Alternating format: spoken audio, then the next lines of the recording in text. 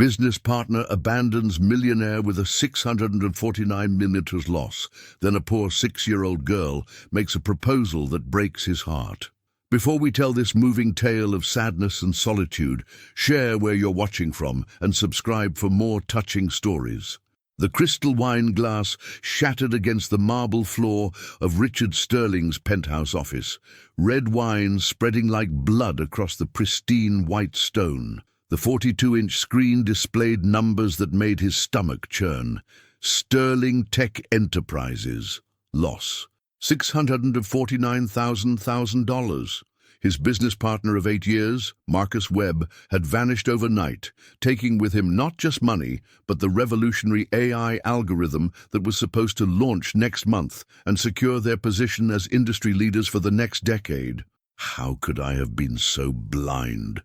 Richard whispered, his 36-year-old hands trembling as he loosened his Italian silk tie. The man he'd trusted with everything had systematically drained their accounts, sold their patents to competitors, and disappeared like smoke into the digital ether. 8 years of friendship, countless late nights building their empire from a garage startup to a billion-dollar tech giant, all destroyed in one calculated betrayal that had been months, possibly years, in the making. The boardroom door burst open, and his assistant Jennifer rushed in, her usually perfect composure completely shattered. Her blonde hair was disheveled, her designer suit wrinkled from stress, and her eyes red from what Richard suspected were tears shed in private. "Mr. Sterling." The phones haven't stopped ringing for 3 hours straight. CNN, Forbes, TechCrunch, the Wall Street Journal. They all want exclusive statements. The FBI Cybercrime Division is demanding an immediate meeting. The SEC has opened a formal investigation, and the Board of Directors has called an emergency session for 8 a.m. tomorrow morning. Richard slumped into his leather chair, the weight of the disaster crushing down on him like a physical force. The city lights of Seattle twinkled 40 floors below, each one representing people whose lives might be affected by his company's collapse. "Tell them, I need 24 hours to process this. Cancel everything else on my calendar. Meetings, conferences, the product launch presentation, everything." He looked at the framed photograph on his mahogany desk. Him and Marcus at last year's tech conference in San Francisco. Both smiling confidently, both wearing matching Sterling Tech polo shirts, both believing they were building something that would change the world forever. The irony was suffocating. Marcus had been planning his betrayal even then, probably laughing internally at Richard's naive trust. His phone buzzed with a text from his lawyer, David Morrison. "Richard, this is worse than we initially thought." Marcus had administrative access to everything: the offshore development accounts, the emergency reserves, even the employee pension fund. "We need to meet immediately. The legal ramifications are staggering." Another buzz, this time from his accountant. "The preliminary audit shows systematic theft over 18 months. He's been draining accounts slowly, covering his tracks with fake invoices and fabricated expenses. This was premeditated on a level I've never seen." The rain outside matched his mood perfectly as he grabbed his coat from the executive closet. He couldn't face the suffocating walls of his crumbling empire anymore, couldn't bear the concerned looks from employees who might not have jobs next week, couldn't stomach the media vultures circling outside the building, waiting for his statement of defeat. The elevator descended 40 floors, each ding echoing his heartbeat, each floor taking him further from the life he'd built and closer to an uncertain future. In 12 hours, he'd gone from tech mogul billionaire to nearly bankrupt. The banks would call in their loans within days, the investors would file lawsuits within weeks, and everything he'd worked for since college would crumble into lawsuits and bankruptcy proceedings. As he stepped onto the dark Seattle street, Richard Sterling had no idea that his salvation was about to come from the most unexpected source imaginable. A 6-year-old girl who had been watching him far longer than he could have ever imagined, and whose connection to him ran deeper than blood. The Moonlight Bistro sat tucked between 2 towering buildings on Pine Street, its warm amber lights cutting through the November rain like a beacon of comfort in Richard's darkest hour. He'd been coming here religiously for 3 years, always alone, always ordering the same grilled salmon with dill sauce, always sitting at the corner table where he could think without interruption from fans, competitors, or journalists. Tonight felt monumentally different, possibly his last meal as a wealthy man. Certainly his last night before facing the public humiliation of his spectacular downfall. The restaurant was nearly empty at 9 p.m. on a Tuesday, with only a few couples sharing intimate dinners and one businessman frantically typing on his laptop while his food grew cold. The atmosphere was exactly what Richard needed, quiet, anonymous, and blissfully free from the chaos consuming his life. Miguel, the head waiter who'd served him for 3 years, approached with practiced sympathy etched across his weathered face. "The usual, Mr. Sterling, though I have to say, you look like you could use something considerably stronger than our house wine tonight. Perhaps our finest scotch? Just the salmon, Miguel, and make it a double whiskey instead of wine. The 18-year-old Macallan. I think I've earned it after the day I've had." Richard's laugh was hollow and bitter, echoing strangely in the nearly empty restaurant. The other patrons seemed to sense his mood, giving him a respectfully wide berth as news alerts about Sterling Tech's collapse continued buzzing on their smartphones. Miguel nodded sympathetically. "I saw the news, sir. For what it's worth, I'm sorry. You've always been kind to our staff here. Mr. Sterling." The voice was impossibly small, like a whisper carried on the November wind. He looked up to see a tiny figure standing beside his table, a little girl, maybe 6 years old, with enormous brown eyes that held an intelligence far beyond her tender years. Her dark hair was tangled and hadn't seen professional care in months, and her clothes were clearly donated items from a shelter. An oversized winter coat, jeans rolled up at the cuffs, sneakers with holes that let in the Seattle rain. But it was her eyes that stopped him cold, made his breath catch in his throat. There was something hauntingly, impossibly familiar about them, something that made his chest tighten with a recognition he couldn't quite place. She stood perfectly still despite the cold, studying him with the same analytical intensity he'd seen in mirrors during his most challenging business negotiations. "I'm sorry, sweetheart, but I think you have the wrong person," Richard said gently, though his heart clenched painfully at her appearance. Street children weren't uncommon in downtown Seattle, especially during the harsh winter months, but seeing one so young, so clearly intelligent despite her dire circumstances, always affected him more deeply than he cared to admit. The girl's eyes sparkled with a knowledge that seemed impossible for someone her age. "No, sir, you're definitely Richard Sterling, Chief Executive Officer of Sterling Tech Enterprises, born in Portland, Oregon, on March 15, 1988. Your favorite food is grilled salmon with dill sauce, and you always sit in this exact corner table when you're contemplating difficult problems. You've been coming here every Tuesday evening for 3 years, 2 months, and 16 days. You always tip Miguel exactly 25%. And you always order the Macallan when you're particularly stressed." Richard's fork froze halfway to his mouth. His whiskey forgotten on the white tablecloth. The precision of her knowledge was not just unsettling, it was almost supernatural in its accuracy. Every detail was correct, down to his tipping habits and stress-drinking preferences. "Who are you? How do you possibly know all that? Are you working for someone? A competitor, a journalist, the FBI?" The little girl reached into her oversized jacket with the careful movements of someone handling something precious beyond measure. She pulled out a small USB drive, the kind used for high-security data transfers, and placed it carefully on the white tablecloth between them, with the reverence of someone presenting a religious artifact. "My name is Emma, and I know who took your money, Mr. Sterling.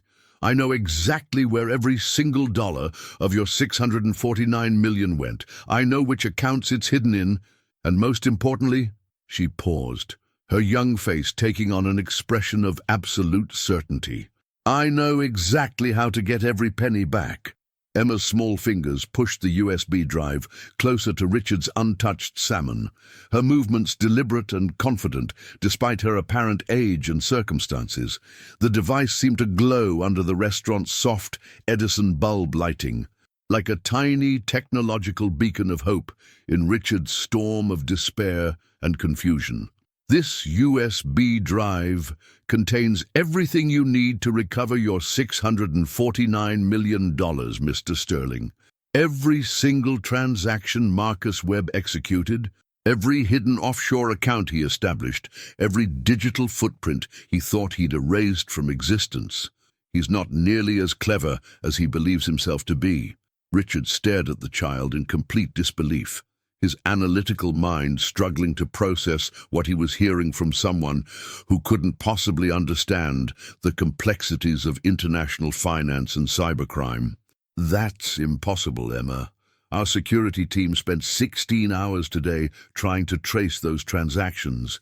These are some of the best cybersecurity experts in the entire country, people with decades of experience and access to FBI databases.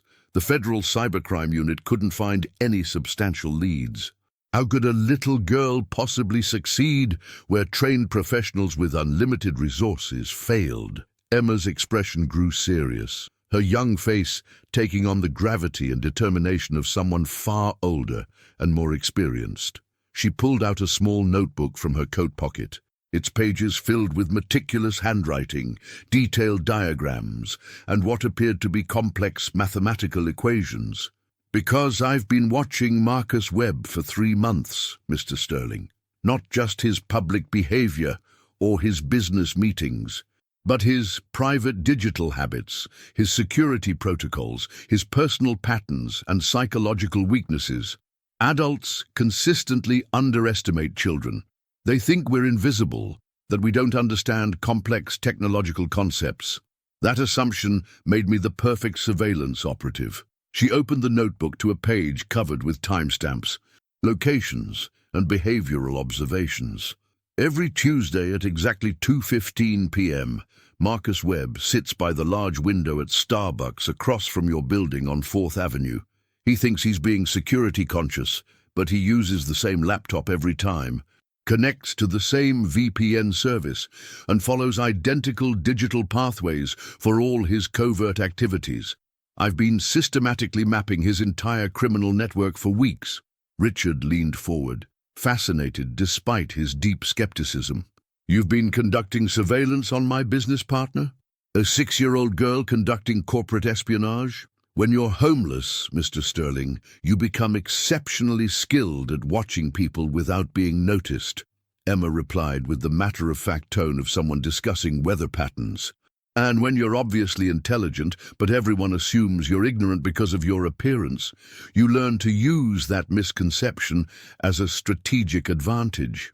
Marcus Webb never once glanced at the dirty little girl sitting in the corner with library books and a juice box. The restaurant's soft jazz music seemed to fade into background silence as Richard studied the child's face more intently.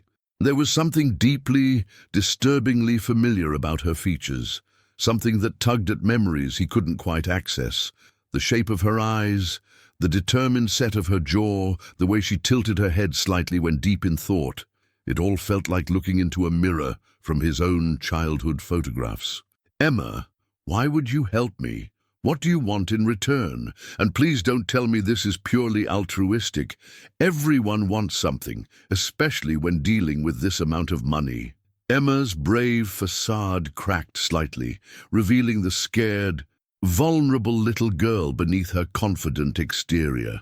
I want to go to school, Mr. Sterling. I've been living on the streets for 2 years, ever since my mum died from cancer. I'm smart, really, really smart, but nobody cares about a homeless kid's potential.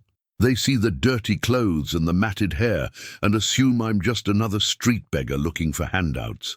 Her voice dropped to a whisper filled with years of accumulated pain. I can solve calculus problems in my head. I taught myself 3 programming languages using library computers, and I can remember everything I read after seeing it just once. But none of that matters when you're sleeping in doorways and digging through garbage for food. The weight of Emma's words settled over Richard like a heavy blanket woven from guilt and heartbreak.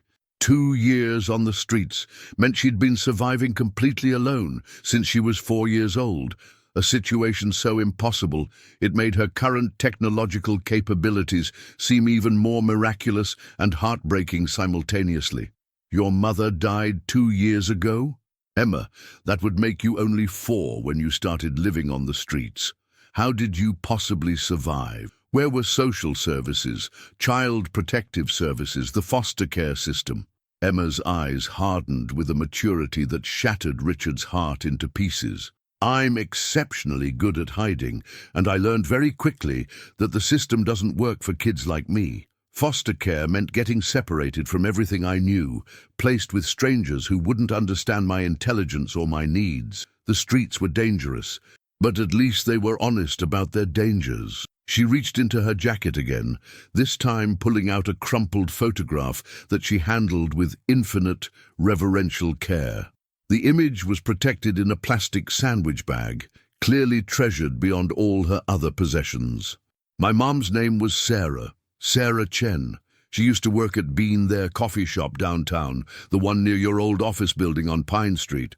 She said she met my father there every morning for 3 months, but he never knew about me because she made the decision never to tell him.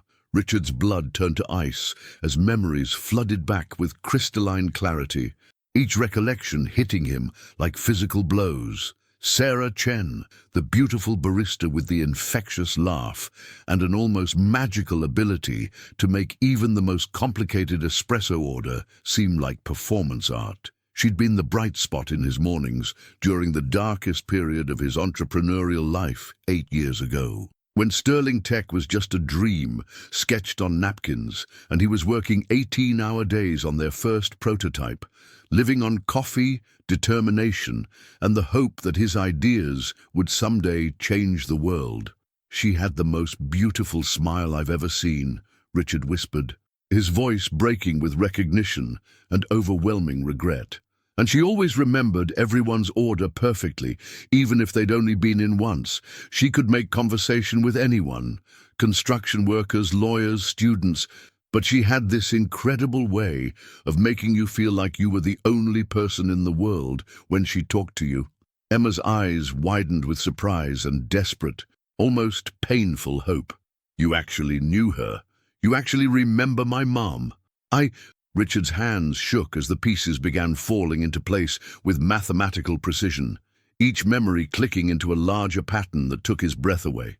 Emma, what's your complete full name? When exactly is your birthday? I need to know the precise date. Emma Sarah Chen, February 22nd, 2018, she said quietly, watching his face with the intensity of someone whose entire future hung on his reaction.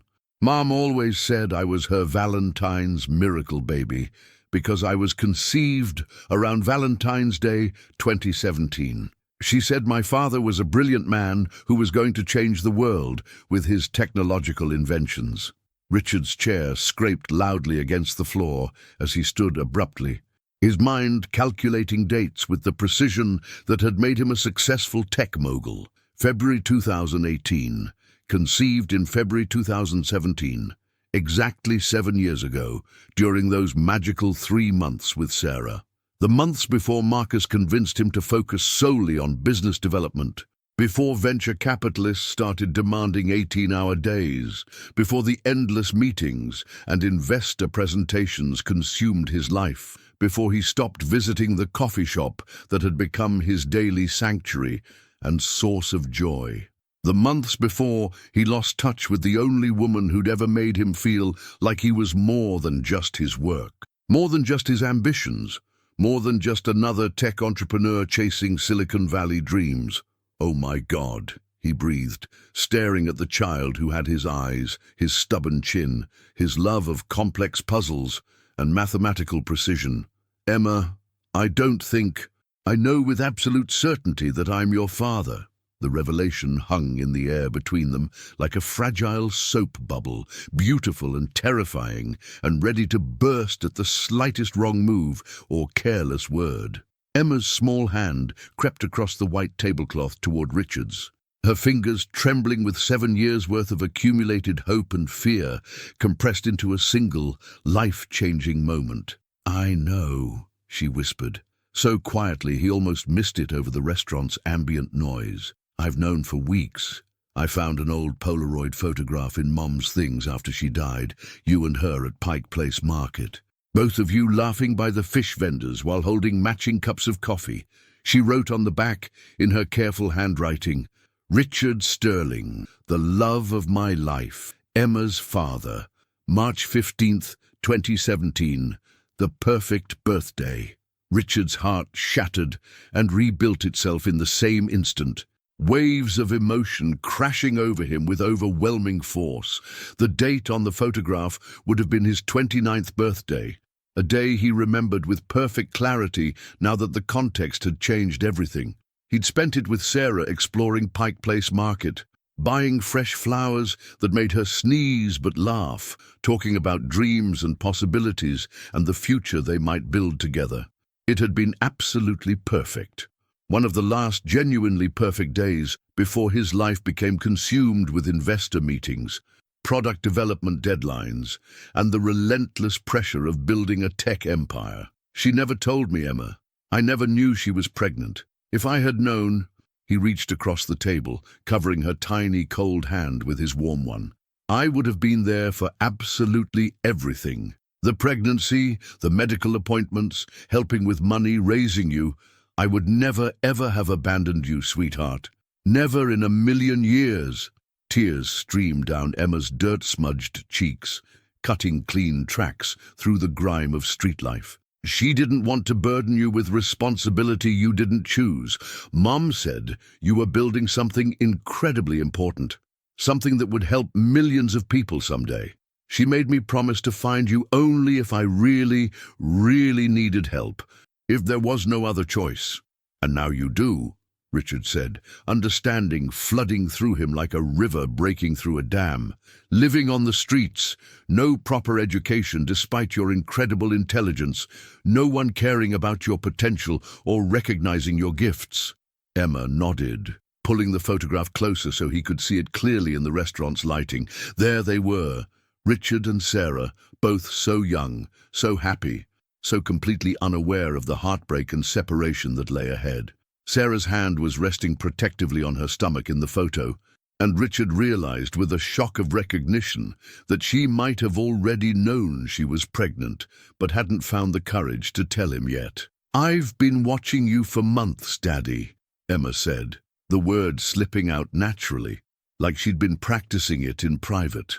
"Learning your routines, understanding your business model, studying the people around you, analyzing their behavior patterns. When Marcus betrayed you today, I knew it was finally time.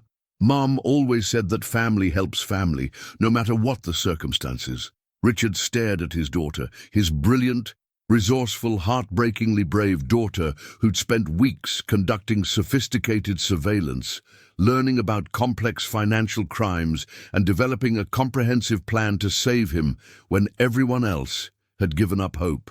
"You're absolutely incredible. Emma, your mother raised an amazing little girl under impossible circumstances." "So you'll look at what's on the USB drive?" Emma asked, hope lighting up her features like sunrise after the longest, darkest night of winter.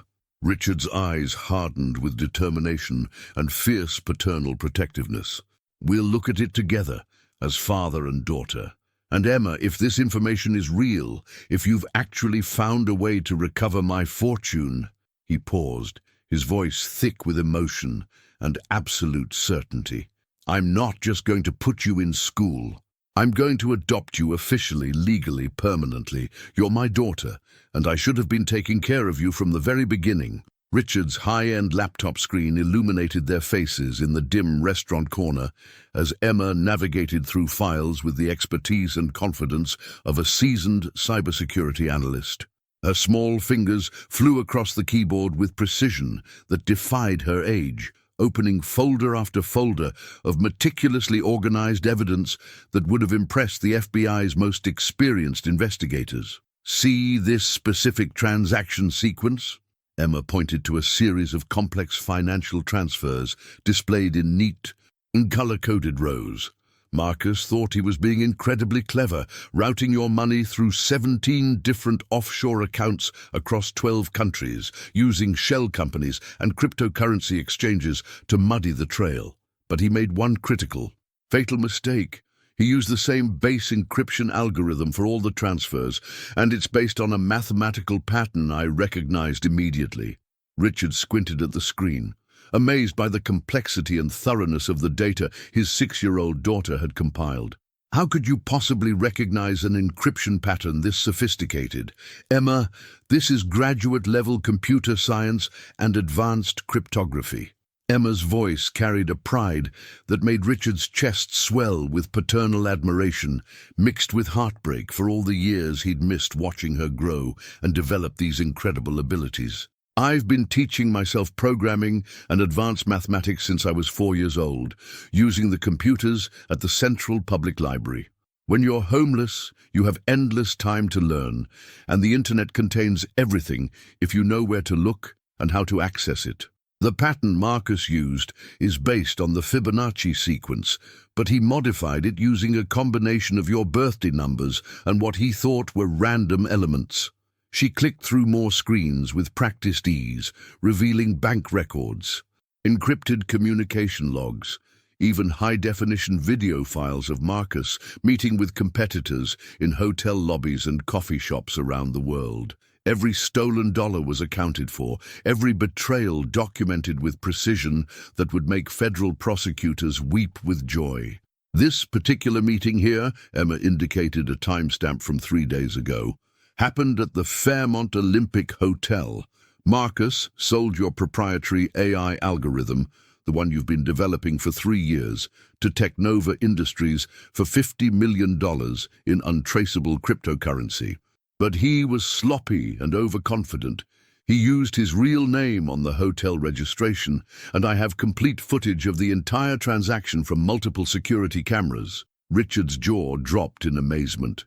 You hacked hotel security systems? I didn't hack anything. Oh, Daddy, Emma said with the matter-of-fact tone of someone explaining basic arithmetic to a child.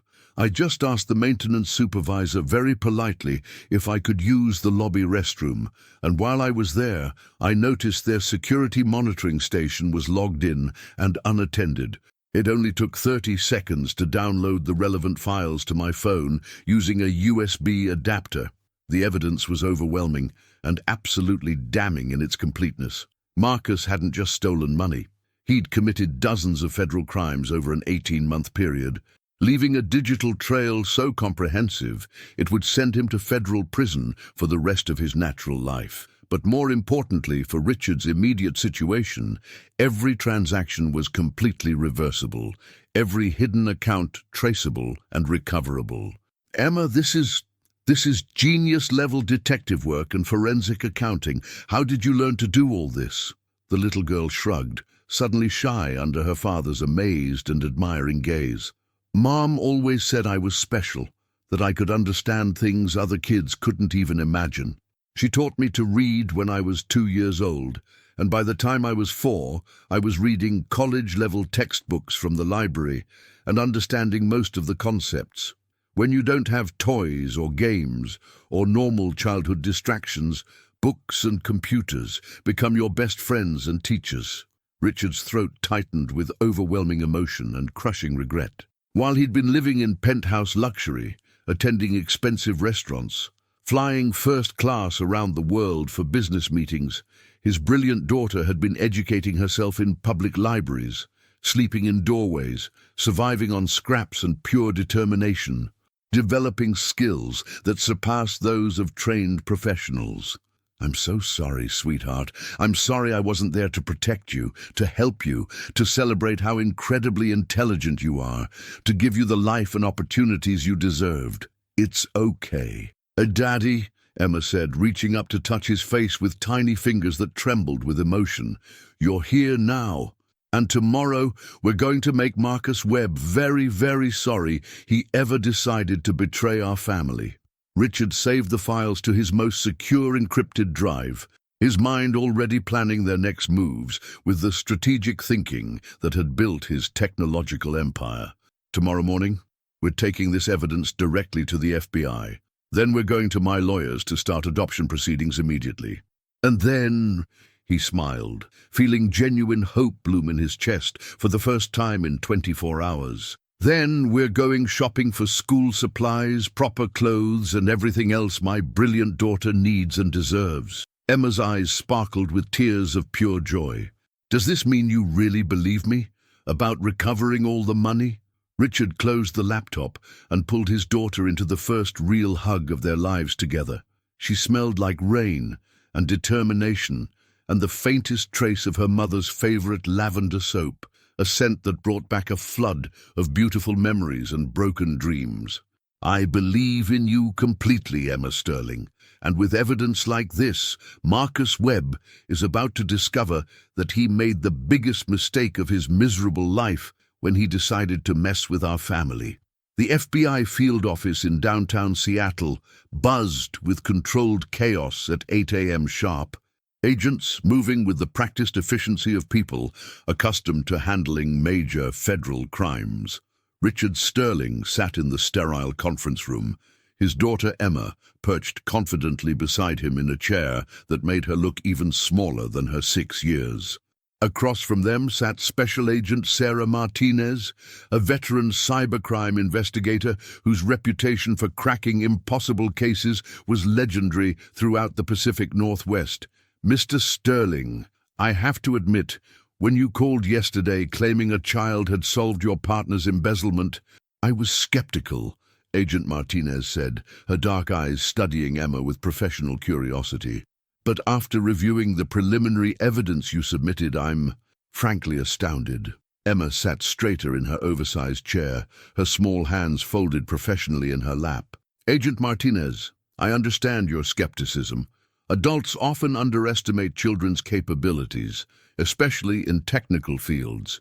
But I assure you, everything on that USB drive is legitimate and legally obtained. The federal agent's eyebrows rose at Emma's articulate response. Young lady, this evidence shows sophisticated financial crimes spanning 18 months, involving 12 countries and over 40 shell companies. The level of detail and technical analysis rivals work done by our best forensic accountants. How exactly did you compile all this information? Richard watched with pride as his daughter launched into a detailed explanation of her surveillance methods, her self-taught programming skills, and her systematic approach to tracking Marcus Webb's digital footprints. Every word demonstrated the exceptional intelligence that had allowed her to survive on the streets while developing skills that surpassed those of trained professionals. The key breakthrough came when I realized Marcus was using a modified Fibonacci sequence for his encryption keys, Emma continued, pulling out her notebook filled with mathematical calculations. He thought he was being clever by incorporating personal dates and random elements. But patterns are patterns, Agent Martinez. Once you understand the underlying logic, the entire scheme becomes transparent. Agent Martinez leaned forward, genuinely impressed. Emma, this is graduate-level cryptanalysis. Where did you learn these techniques? The public library has excellent internet access, and there are thousands of educational resources available if you know where to look, Emma replied matter-of-factly. When you're homeless, you have a lot of time to study. I've read every cybersecurity textbook I could find, watched countless online lectures, and practiced on legal hacking platforms. The agent turned to Richard. Mr. Sterling, I need to ask, have you verified this child's claims about being your daughter? Because if she's telling the truth, we're looking at one of the most remarkable cases of natural talent I've encountered in 20 years of federal law enforcement. Richard's throat tightened with emotion. We're having DNA tests done this afternoon to make it official, but I have no doubt. Emma has my eyes, my analytical mind, and, he paused, his voice breaking slightly, she has her mother's heart. Sarah Chen was the most intelligent, caring woman I ever met. Emma is her daughter in every way that matters. Agent Martinez opened the case file containing Emma's evidence.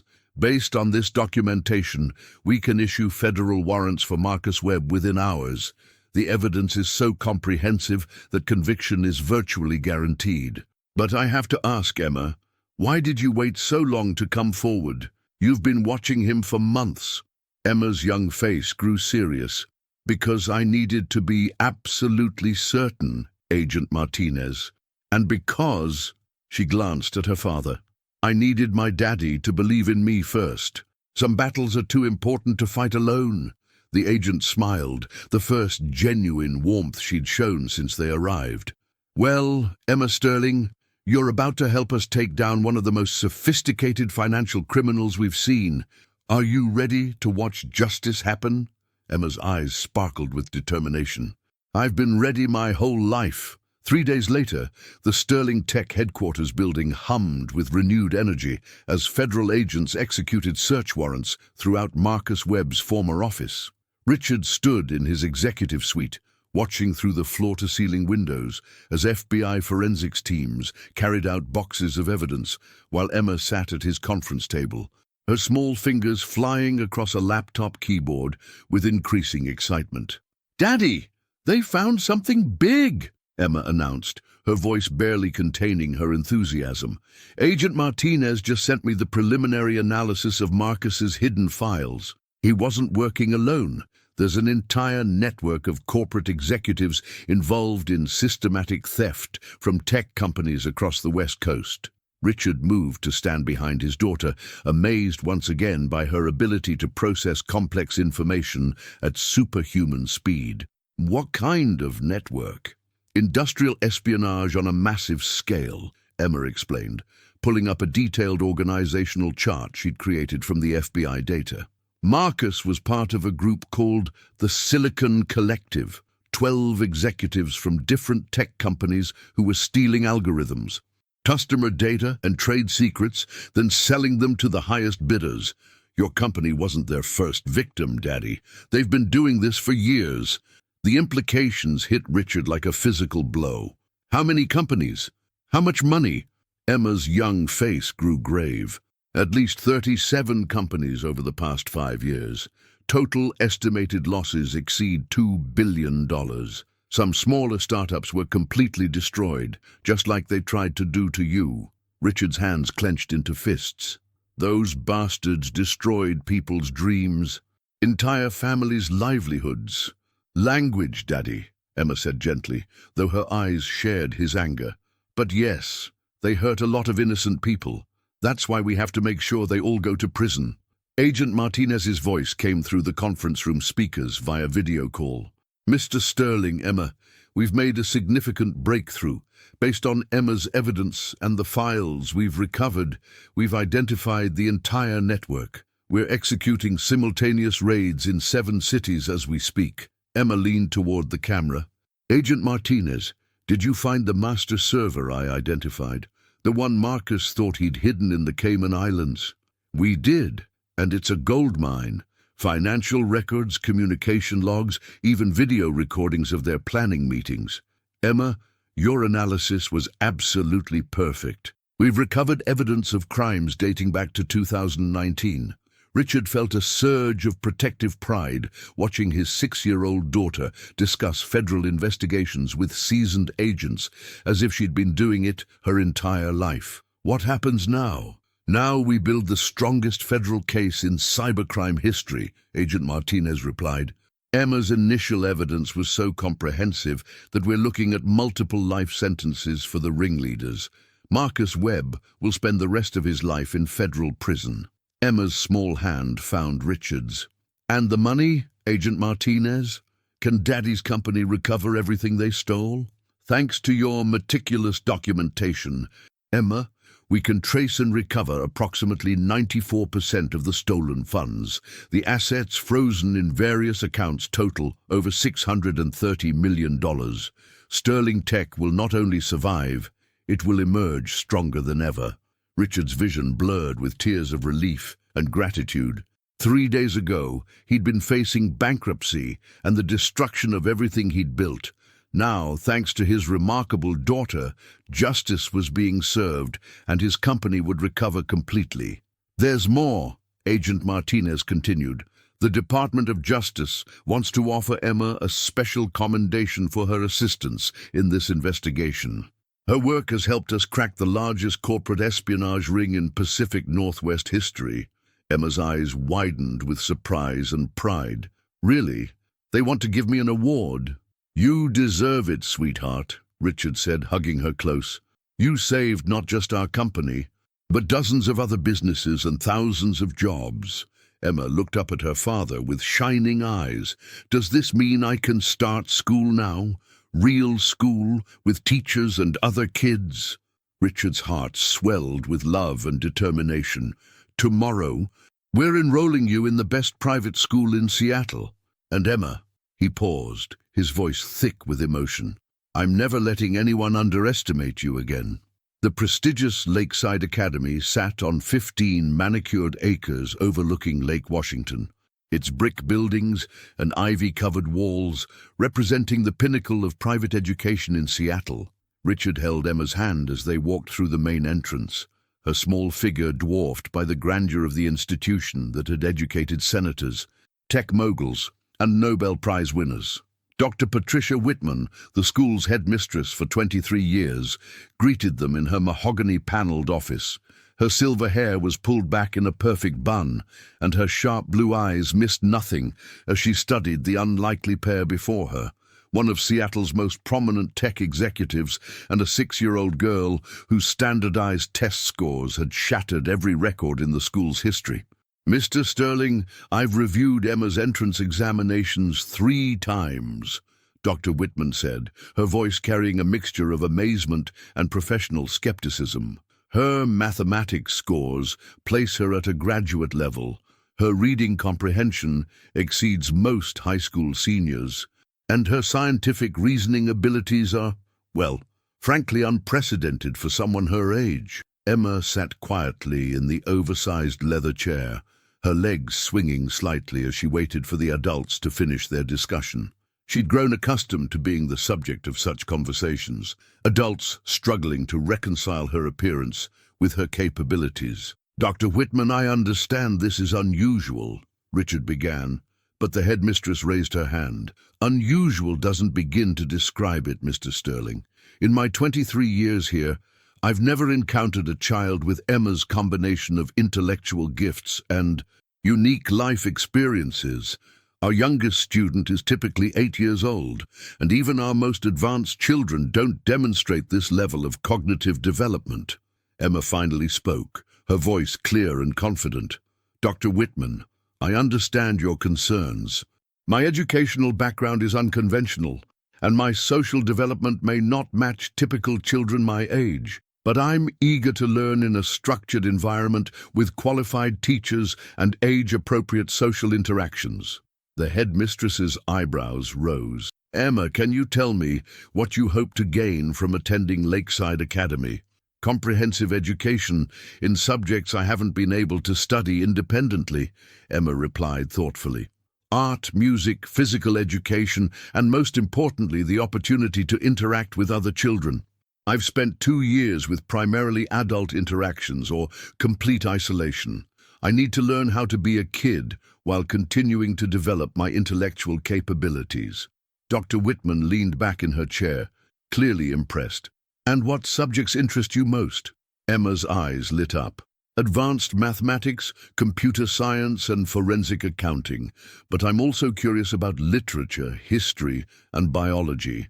I've read extensively, but I'd love to discuss these subjects with teachers and classmates. Forensic accounting? Dr. Whitman asked, surprised. Richard smiled proudly.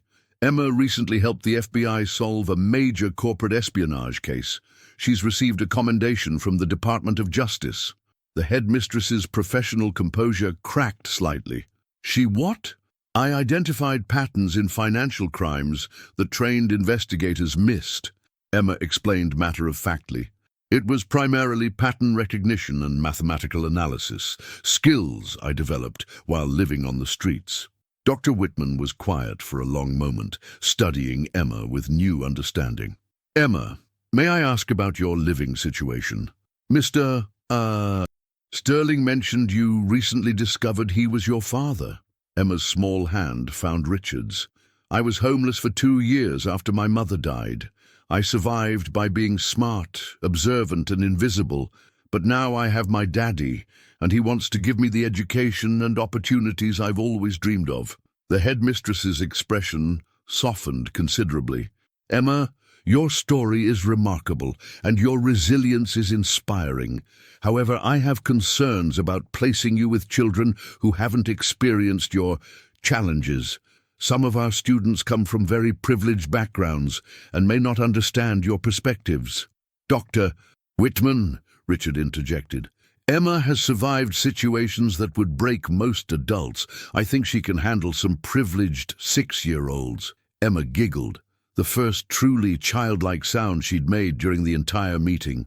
Daddy, I think Dr. Whitman is worried about me being a bad influence on the other kids, not the other way around. Dr. Whitman smiled, despite herself.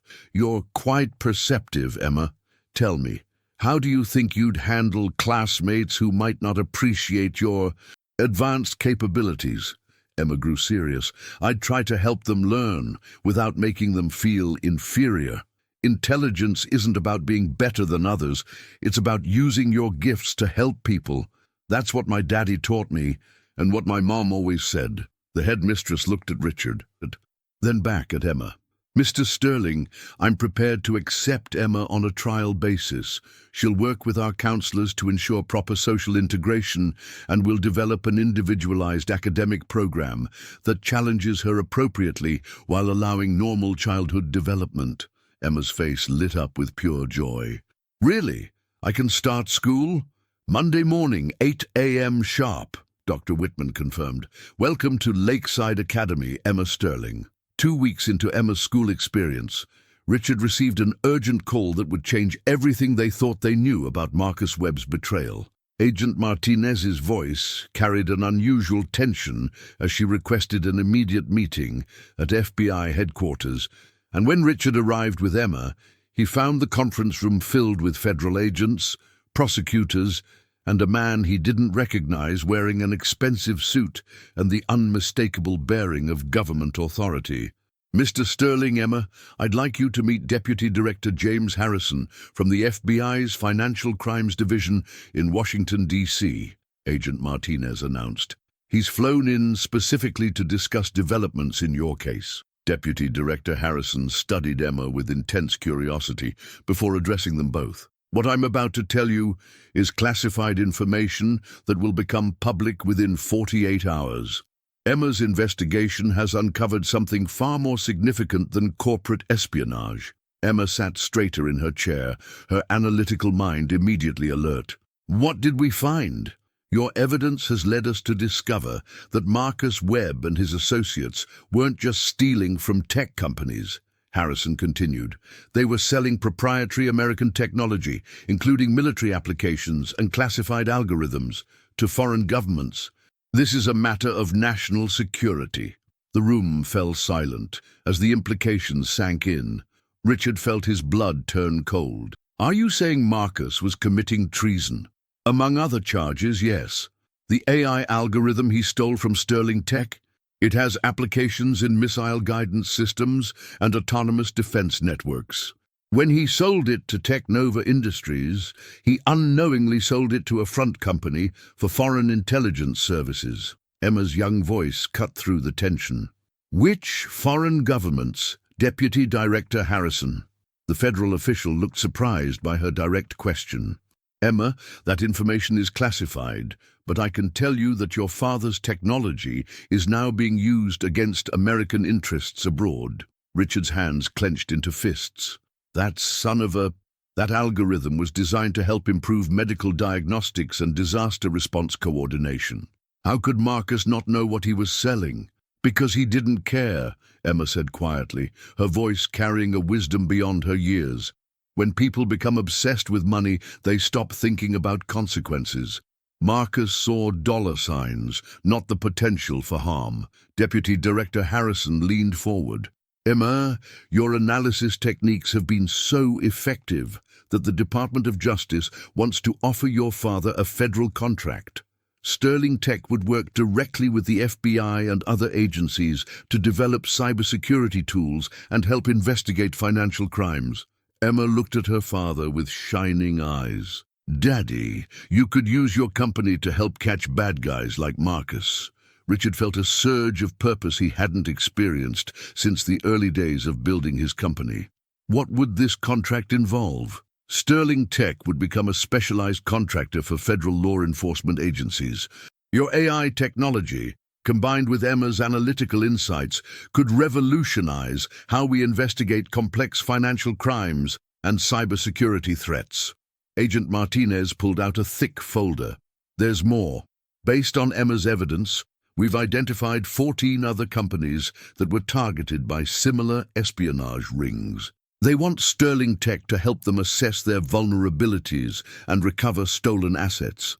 Emma's mind was clearly racing. "Deputy Director Harrison, how many of these criminal networks are still active?" "Emma, we estimate there are at least 6 major operations still functioning across the country. Your work has given us the tools to identify and stop them, but we need Sterling Tech's expertise to move quickly." Richard looked at his 6-year-old daughter, amazed once again by her ability to see patterns and possibilities that escape trained professionals. "Emma, what do you think?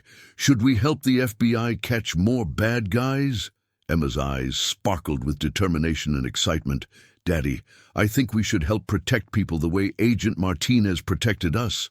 Besides," she added with a mischievous smile, "it sounds like fun." Deputy Director Harrison chuckled. "Emma, you may be the youngest federal consultant in FBI history. Can I get a badge?" Emma asked hopefully. "We'll see what we can arrange," Harrison replied, clearly charmed by her enthusiasm. Richard felt his heart swell with pride and purpose. 3 weeks ago, he'd been facing bankruptcy and betrayal. Now, thanks to his remarkable daughter, they were about to embark on a mission to protect American businesses and national security. "When do we start?" Richard asked. "Tomorrow," Harrison replied. "We have a case in Portland that needs your immediate attention. Another tech company, another missing algorithm, and another executive who's disappeared with millions in funding." Emma grinned. "Looks like we're going to be very busy, Daddy." The Portland office of Cascade Innovations looked remarkably similar to Sterling Tech's headquarters: modern glass building, expensive furniture, and the unmistakable atmosphere of a successful tech company facing sudden, catastrophic collapse. Richard and Emma sat in the conference room with company CEO Jennifer Walsh, a brilliant 34-year-old engineer whose world had imploded just 48 hours earlier when her business partner vanished with their company's revolutionary quantum computing breakthrough. "It's exactly like what happened to you," Jennifer explained, her voice shaking with exhaustion and betrayal. "David Chen, my partner for 6 years, disappeared overnight with our prototype, our research data, and every penny in our development accounts. The quantum algorithm we've been perfecting could revolutionize computing, and now it's gone." Emma's head snapped up at the mention of the name. "David Chen? Ms. Walsh, can you show me a photograph of your business partner?" Jennifer pulled out her phone, swiping to a picture of her and a man in his 40s at a company celebration.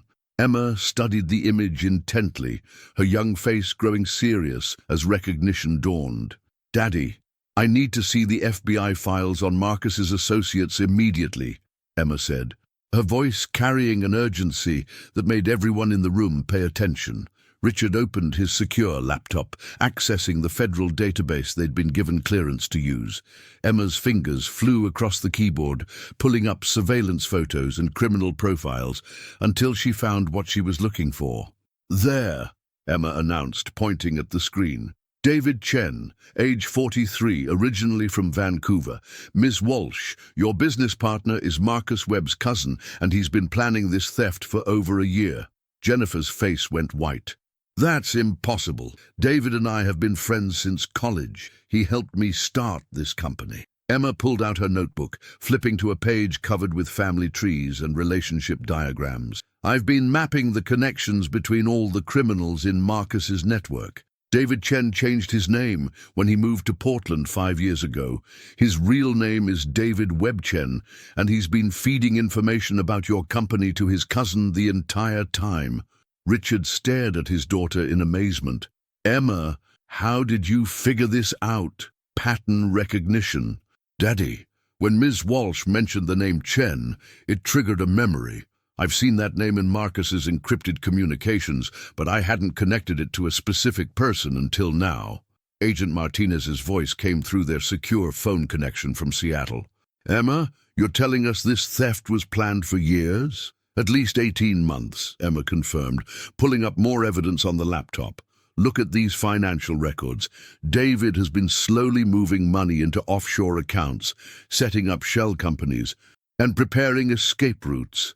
The theft of your quantum algorithm wasn't opportunistic, Ms. Walsh. It was the final phase of a long-term operation. Jennifer slumped in her chair. 6 years of friendship, 6 years of building this company together.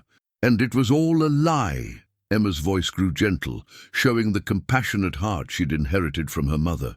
Ms. Walsh, I know how much this hurts. My daddy trusted Marcus for 8 years before discovering the betrayal. But here's the good news. Because I know their patterns now, I can track David's movements and find your stolen algorithm. You can recover our technology? Jennifer asked, hope flickering in her eyes. Emma was already typing, her small fingers dancing across the keyboard with increasing speed. David is following the same playbook Marcus used, which means he's made the same mistakes. He thinks he's being clever, but he's actually very predictable. Within minutes, Emma had traced David Chen's digital footprints to a series of cryptocurrency transactions and offshore transfers. Found him. He's in Vancouver, trying to sell your quantum algorithm to the same foreign buyers who purchased Daddy's AI technology. Richard felt a surge of pride and determination. Agent Martinez, can we coordinate with Canadian authorities to stop this sale? Already on it, came the reply. Emma, you've just prevented a major national security breach. That quantum algorithm could have been used to break military encryption systems. Emma looked up from the laptop, her young face serious but determined.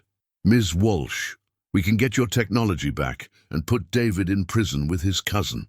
But I need you to help me understand exactly how your quantum system works so I can identify it when the authorities recover it. Jennifer wiped away tears of relief and amazement. Emma, you're 6 years old. How can you possibly understand quantum computing? Emma smiled, the expression lighting up her entire face. Ms. Walsh, I've had a very unusual education. Besides, quantum mechanics is just advanced mathematics and physics. The hard part isn't understanding the science, it's catching the criminals who steal it. Richard hugged his daughter close, marveling once again at her incredible abilities and generous heart. Emma, you're not just solving crimes, you're protecting the future of American technology. Emma looked up at her father with shining eyes. Daddy, I think this is what I want to do when I grow up. Help good people and catch bad guys using math and computers. Then that's exactly what we'll do, sweetheart, together. 6 months later, the Sterling Foundation's new headquarters occupied an entire floor of the renovated Sterling Tech Building, its mission statement etched in gold letters across the reception area, protecting innovation, pursuing justice. Richard stood in his office, watching through floor-to-ceiling windows as Emma worked with a team of FBI analysts and federal prosecutors in the conference room below. Her 7-year-old voice clearly audible as she explained complex financial patterns to seasoned investigators. The transformation had been remarkable. Sterling Tech had not only recovered from Marcus Webb's betrayal, but had emerged as the leading federal contractor for cybercrime investigation. Emma's analytical methods had revolutionized how law enforcement approached financial crimes, and together, father and daughter had helped recover over $3 billion in stolen assets while putting 42 criminals behind bars. Agent Martinez entered Richard's office, carrying a thick folder and wearing the satisfied expression of someone delivering excellent news. Richard, I have the final report on the Marcus Webb investigation. He's been sentenced to life in federal prison without possibility of parole. His cousin David got 35 years. The entire Silicon Collective network has been dismantled. Richard smiled with deep satisfaction. And the recovered technologies? All returned to their rightful owners. Your AI algorithm is being used by the CDC to predict disease outbreaks. Jennifer Walsh's quantum system is helping NASA plan Mars missions, and 6 other stolen technologies are now serving humanitarian purposes instead of military threats. Through the office windows, they could see Emma explaining something to a group of federal agents, her small hands gesturing enthusiastically as she drew diagrams on a whiteboard that towered above her.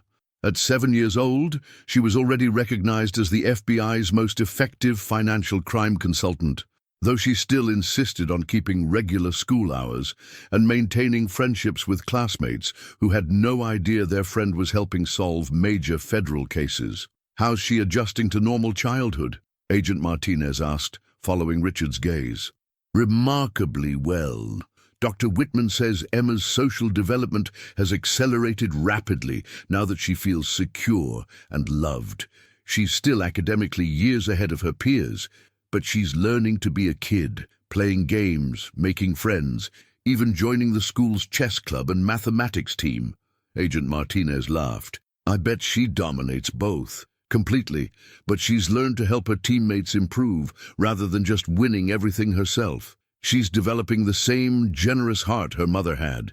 The conference room door opened, and Emma bounded up the stairs to Richard's office, her school backpack slung over one shoulder and her FBI consultant badge pinned proudly to her sweater.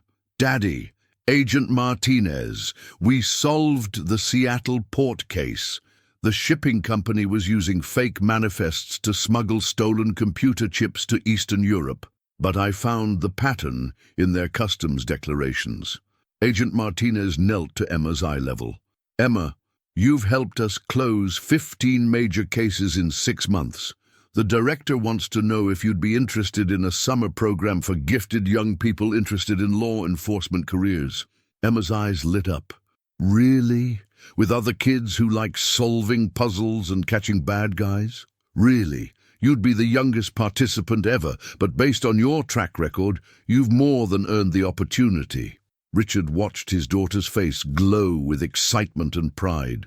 The scared, homeless little girl who'd approached him in a restaurant 6 months ago had transformed into a confident, brilliant, beloved child whose extraordinary gifts were finally being recognized and nurtured.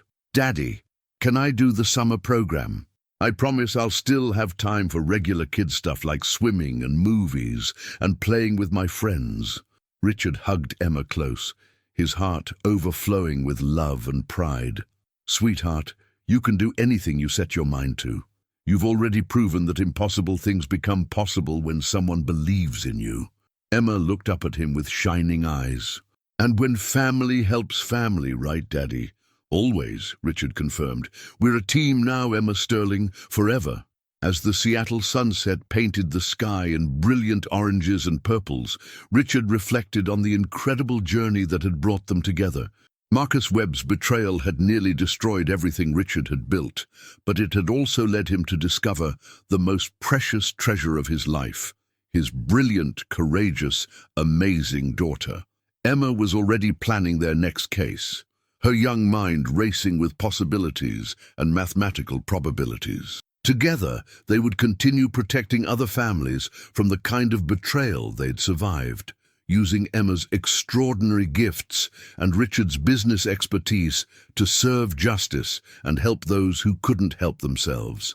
The future stretched ahead of them, full of challenges and opportunities, criminals to catch and technologies to protect. But whatever came next, they would face it together.